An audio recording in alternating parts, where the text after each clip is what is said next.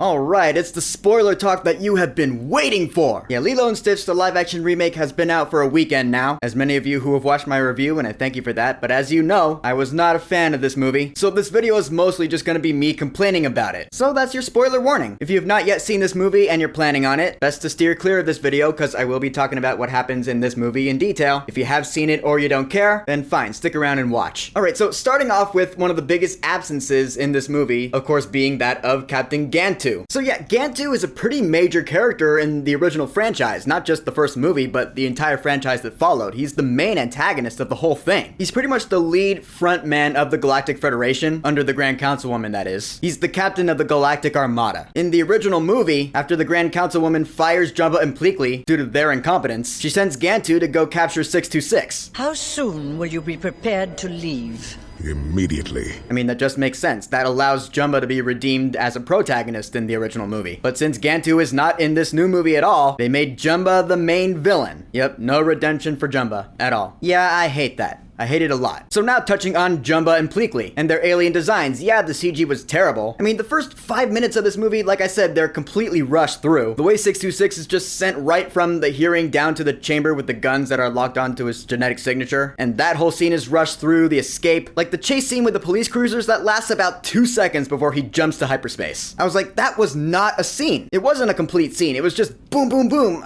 Right there, I was like, this is not gonna be a good movie. Yeah, right here within the first 5 minutes, that's where my heart broke, because that left such a bad impression on me. So I was like, oh, so the first impression I get from this movie is a bad one that left a damp shadow over the whole thing. From the CG on Jumba and Pleakley being bad, to like the hearing with the weird Family Guy cutaway jokes of like Jumba and 626 playing chess. That wasn't funny, that was just weird. The Grand Councilwoman, she actually looked pretty good though. And Hannah Waddingham did a good job as her voice, which is funny because she was also in Mission Impossible this past weekend as well. So yeah, good for her. So going down to Earth, let's talk about some other things this movie did that weren't as good as the original. I mean, the opening song, that was done really well. I mean, yeah, I noticed the lyrics are different. I know they're all in Hawaiian. I don't know the lyrics off the top of my head, but I'm familiar enough with the original movie that I noticed that the lyrics are different in this new remake, or reboot. I'm not saying I have a problem with that, I just noticed it. In fact, I'll even say, when it cuts to Under the Ocean and the title comes up, and it's Lilo feeding Pudge the fish, I was like, okay, that's good. Movie giving me a false sense of hope there. But alright, speaking of the music though, the fact that the Elvis songs really had no place being in this movie, well, alright, here's what I mean. In the original franchise, Lilo is an Elvis Presley fan, and in the original movie, she mentions that quite a few times. Like when she's teaching Stitch to be a model citizen, she shows Stitch a picture of Elvis, and she's like, Elvis Presley was a model citizen. I've compiled a list of his traits for you to practice. And so that makes sense that Elvis songs kept coming up in that movie. In this remake, nothing of the sort happens. It's like we see her pull the Blue Hawaii soundtrack from the shelf, and she's listening to Heartbreak Hotel while lying on the floor. That's from the original, that was fine. But then after that, she never mentions Elvis again for the rest of the movie. Yet we still hear Elvis songs come up throughout the course of it, like we hear You're the Devil in Disguise, Stuck on You, the songs from the original, but Lilo never mentions being an Elvis fan. For all we know, she pulled that record off the shelf because she could reach it. Yeah, it just made no sense in this remake, or reboot. Touching on some more changes, let's talk about the social worker. So in the original movie, the social worker is Cobra Bubbles, who was revealed at the end of the movie to be a former CIA agent, and he's now stationed in Hawaii. That's why he says he's a special classification. In this version of the story is different. The social worker this time around is Mrs. Kikoa, played by Tia Carrere, which is great, because yeah, she was the original voice of Nani. And of course, I don't mind this change. If you want to change the social worker character, that's completely fine with me, because they're still playing the same role in the story that they did in the original. But if you're gonna make that character a different person, then at least take the original character, in this case Cobra Bubbles, out of the new one. Just have Cobra Bubbles not be in this movie at all. That would have been fine with me, honestly. But no, instead Cobra Bubbles is in this movie, and he has a completely different role. Yeah, in this case, he is still a CIA agent who is posing as a social worker, I guess. Like he's posing as Mrs. Kikoa's boss, and just his place in the story goes nowhere. So it's like the filmmakers were like, alright, we want to change Cobra Bubbles' role in this movie. We're gonna gender bend him into a woman and change his name so it's pretty much a completely different person, but we still want that character in the movie, but we have no idea what to do with him now. But he's still gonna be in the movie because he was in the original. It's a no-win situation. Either keep him the social worker that he was in the original, or change him and just leave him him out. Don't keep him in the movie just cuz. Or at least have his story go somewhere interesting. Nah, not here. Alright, so you know how I said in my initial review that it doesn't feel like Nani cares about her little sister Lilo that much? Here's a perfect example of this. So in the original movie, Nani overhears Lilo making a wish on that falling star. It's me again, I need someone to be my friend. Someone who won't run away, maybe send me an angel, the nicest angel you have. And so because of that, Nani decides to take Lilo to the dog shelter as a gesture of goodwill. She's like, oh, Lilo's lonely, I'm gonna go get her a dog. Go.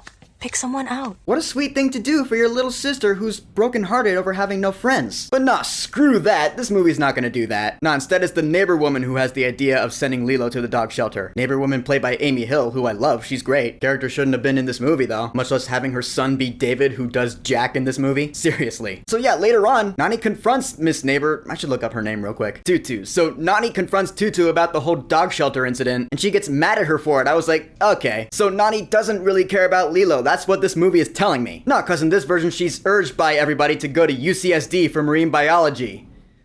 What? Why was that added into this movie? I couldn't tell you. I have no good reason. More on that later. I mean, Nani's problem, she's fired from the luau, which that's another Easter egg, by the way. The owner of the luau who fires Nani, he's played by Jason Scott Lee. He was the original voice of David. So that's cool. Although in that case, might as well give Chris Sanders a cameo while you're at it, because why not? Where's Davy Chase, Lilo's original voice actress? But I'm getting sidetracked. Nani's fired from the luau, so she needs to get another job. In the original, she doesn't get one until towards the end of the movie, which works, you know, because it's getting to the climax and things are finally turning around for Nani. In this version, she gets a job about halfway through as a surfing instructor, which felt really anticlimactic for me, because it's like, oh, she gets a job now? Okay. I really felt nothing there. I mean, yeah, that does lead into the Hawaiian roller coaster ride scene, which again, I did think was good. A pretty good recreation of the iconic scene from the original. I mean, hell, that's the scene that's on the DVD cover. This is a pretty iconic frame right here. So they had to get this scene right. And while I do feel they could have done better for sure, I still didn't hate it. And I like this movie's version of the song. It wasn't bad. It was a pretty faithful cover. So I will give props to that. Although the scene does end with different consequences. In the original, Jumba and Pleakley do show up and they almost capture Stitch, who struggles and brings Lilo down. Lilo is rescued and then David rescues Stitch from drowning. In this version, Lilo is rescued, but then she's taken to the hospital, which alright, maybe that's a little more realistic. Still didn't like it though. So getting back to Jumba and Pleakley, they are fired by the Grand Councilwoman for their incompetence, like they are in the original. Your incompetence is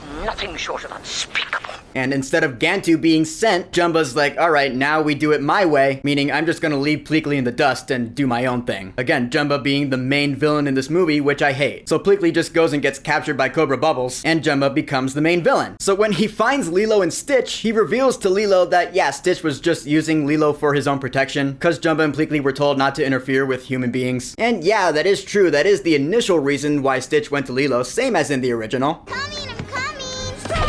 But of course, over the course of their time together, Stitch did become attached to her, so he does feel guilty about it. And this does kind of parallel a scene from the original, where Stitch feels guilty in front of Lilo, where Lilo looks at him and she goes, "You ruined everything." And it's there where Stitch reveals to her that he too was an alien. He grows his extra limbs out again, his back spines, his antenna, and Lilo's like, "You're one of them?" She shoves him, she's like, "Get out of here, Stitch." And it's there where they're captured by Gantu. But getting back to this version, I thought during Stitch's guilt here in front of Lilo, he could have revealed his alien nature to her. I was like, alright, so now the extra limbs and back spines and antenna are coming out, right? But no, it never happens. In fact, we never see Stitch's extra limbs or back spines or antenna ever again after the adoption. Yeah, it's like they were like, yeah, it's too much money to render those. In fact, I wouldn't be surprised if that were exactly the reason. I did hear that this movie didn't have that big of a budget, comparatively speaking to other Disney movies anyway. Point is, yeah, that was a thing from the original that was missing in this movie. Stitch's alien reveal to Lilo. So anyway, Stitch goes with Jumba willingly because of that guilt, I guess. And so, alright, This is what made me laugh while simultaneously breaking my heart. It's a scene where Jumba and Stitch are in Jumba's ship, which sidetrack here. The story behind that ship in the original is really fascinating. I'm not going to dive into it here, but I do recommend a Google search because it's a really fascinating story. But anyway, in the ship, Jumba's big maniacal master plan is he's going to take Stitch and modify him and turn him into experiment 627. And we even see on this little computer screen, we see images of 624, that's Angel from Lilo and Stitch the series, and I think we see 625 5 in there as well, and an image of 627, which, yeah, that is 627's design. I know these because, like I said, I was obsessed with the series as a kid. I know this stuff. This is where, like I said in my review, I was like, okay, not only are you bastardizing my original beloved classic, but now you're bringing elements from the series into this as well? Why? Also, the fact that there was a little image of Red 627 on there, I was like, why logically would he have that? Technically, by this point, I don't think Jumba should have had 627 designed yet even. I don't know though, that's just me looking really deep into it. That's what hardcore fans do. But yeah, I didn't like that. And this is where, from here on out, the entire ending of the original movie is changed. Because Jumba gets captured and ultimately rearrested. Yeah, like I said, no redemption for him, which that in and of itself makes sense because you can't redeem that either. You can't redeem the choice not to redeem Jumba. You know what I'm saying? I did kind of like the fact that Stitch drowns again, except this time for real, and Nani drags him out of the water. That shows growth for her, that's for sure, because she's come around to liking Stitch. And the whole reviving scene where they hook up jumper cables to him, I kind of saw that as an homage to the end of Lilo and Stitch 2, Stitch Has a Glitch, where it looks like Stitch might die, but he's brought back. Again, this live-action remake or reboot, bringing in elements of other Lilo and Stitch titles here. This one I could tolerate. And then the Grand Councilwoman shows up in a ship that's not the lemon ship from the original. Of all the things to change, why get rid of that? But this is where we get Stitch's big moment, his big speech about Ohana. This is my family. I found it all on my own. It's little and broken, but still good. Yeah, still good. And I was like, all right, I'm ready to feel something from this moment. But you know what?